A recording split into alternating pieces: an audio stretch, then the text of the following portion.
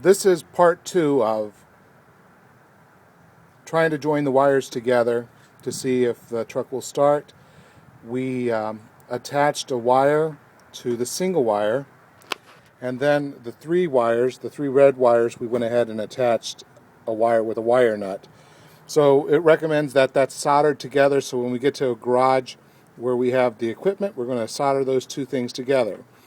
And then you'll just put your fuse box back in. We'll tighten that down, but for right now we're going to see if it starts, and I'm going to hand this camera to Dave and let's see if it fires up and see if that was the only problem.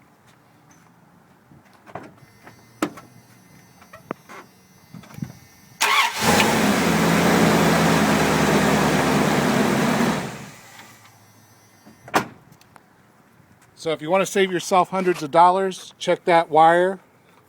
And thanks to the internet, it helped us out, so we hope this video will help you out.